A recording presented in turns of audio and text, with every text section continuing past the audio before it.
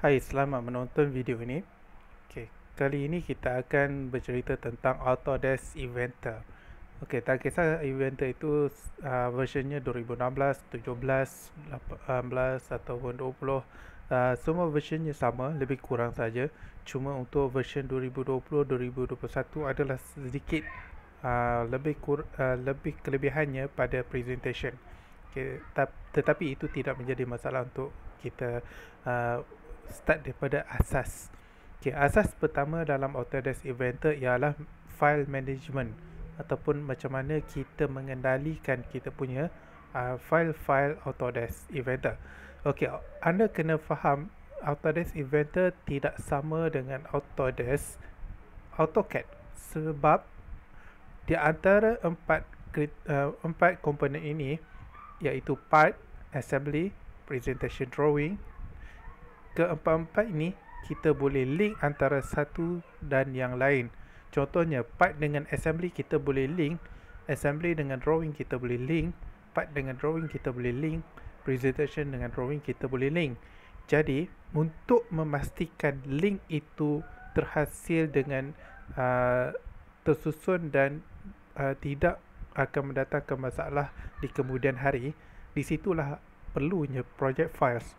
Okay, project files tujuannya untuk mengumpul data keseluruhan file Inventor yang telah kita buat dalam satu rangkuman folder yang besar. Okay, kita akan start dengan buat satu project file yang baru. Sebelum kita start di sini, kita akan pergi kepada kita punya directory. Okay, contohnya kita akan buat satu folder baru di dalam di drive. Okay, pergi di drive. Okay, dekat sini kita boleh buat satu folder baru khusus untuk kita punya tutorial video. Okay, so kita buat di sini tutorial Inventor beginner. Okay, so kita buka folder ini dan kita copy directory di atas ini, copy. Okay, kita pergi balik kepada Inventor file and then kita pergi kepada project, klik OK. So kita klik new. Okay, pastikan single user project. Okay, kalau anda bekerja sebagai tim dan anda tim anda mempunyai sistem Vault yang mana install di dalam satu server khas, maka kita akan guna ini. Tetapi untuk basic kendali Inventor kita akan guna single user project. Next. Okay, kita akan tukar directory ini dulu menggunakan directory yang telah kita copy tadi, paste, and then di atas ini kita akan setkan nama sesuai dengan kita punya kelas, tutorial Inventor. Okay, next dan finish. Okay, setting seterusnya adalah di bahagian bawah ini, use style library. Kegunaannya untuk kita update kita punya setting untuk setiap file. So pastikan use style library kita set dia kepada read and write. Cara dia right click di atas ini, right click and then tukar dia kepada read write. Okay, kita ada lagi satu function folder workspace.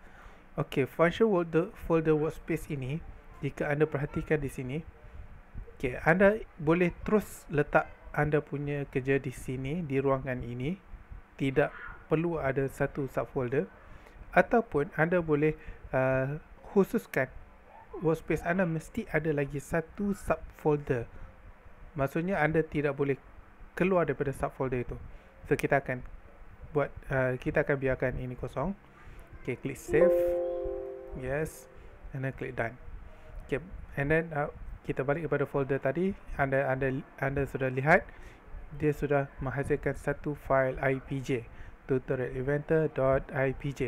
Okay, pastikan sebelum anda start buat kerja ini, anda pastikan anda punya active project adalah ini.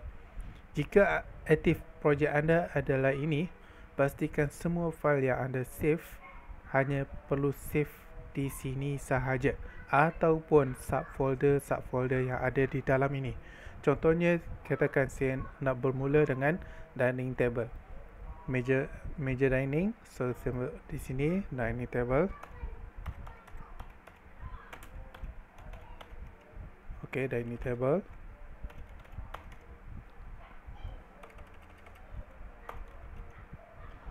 Okay, semua kerja-kerja dining table anda perlulah simpan di ruangan ini. Anda tidak boleh sewenang-wenangnya untuk simpan fail anda di sini, di sini, di sini, di sini, di sini. Tidak boleh. Anda perlu rujuk kepada anda punya active project. Jika anda punya active project adalah tutorial Inventor, maka anda punya file Inventor mesti anda save di dalam ini. Okey, cukup sekadar itu untuk pengenalan kepada project files. Sekarang kita masuk kepada kendalian file. Okey, kendalian file yang pertama yang perlu kita faham adalah setiap part ataupun assembly ataupun drawing ataupun presentation di dalam satu folder project yang sama tidak boleh ada dua file yang sama nama. Tidak ada boleh dua file yang sama nama. Contohnya anda membuat meja makan. Meja makan anda mempunyai dua design. Satu design A, satu design B.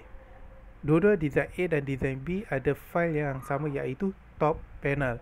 Jadi anda perlu khususkan nama top panel itu kepada dua jenis. Yang pertama, anda boleh lakukan secara design A dash top panel, dan yang kedua design B dash top panel.